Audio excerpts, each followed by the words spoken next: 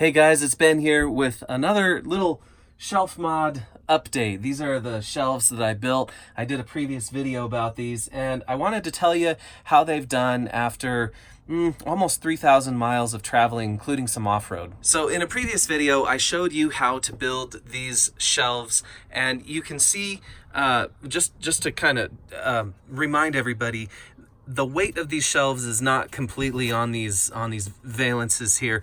There's actually some double sticky rug backing, and then these are elevator bolts. So this is held by tension to the sides, and between the sticky mat behind these spacers, the elevator bolts, and resting on top of these valances, we have a pretty stable shelf. And how stable is it? Well, you can see it flexes a little bit.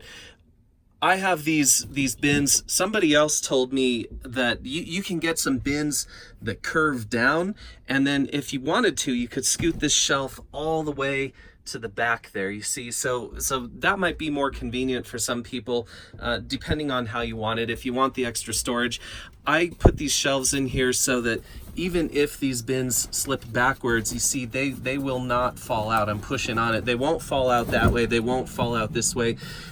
When you're in home mode, my kid had this great idea that you can tip them down like that. So you could actually store all your stuff, in them this way, and then just turn them up when you're traveling. You can also tip them the other way so you can get to them from the other side if that's more convenient. So how did they work? Well, the answer is they worked great. And by the way, I do recommend that you get some of this, what do you call this stuff? Sequin stuff, if you have some kids. These are fun bins from Walmart. But anyway, these shelves worked super great. And I can tell you that they worked great because not only did I travel about 3,000 miles, but I traveled on some dirt roads, and at one point, I hit a dip that I didn't see. I was going about 50 miles an hour. I managed to slow down to 25 before this big dip. But let me tell you, this trailer was airborne. I looked in the rearview mirror, the wheels were off the ground, and it came down hard, and I was like, oh shoot, I just broke those shelves and everything. So I came in here and I found that yeah, some of the some of these had dumped out and stuff.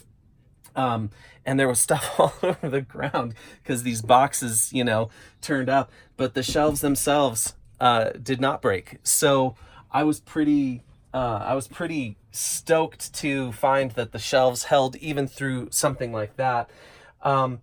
I travel with stuff up in here. I have books up here. You can see we have some bottles of booze up there right now.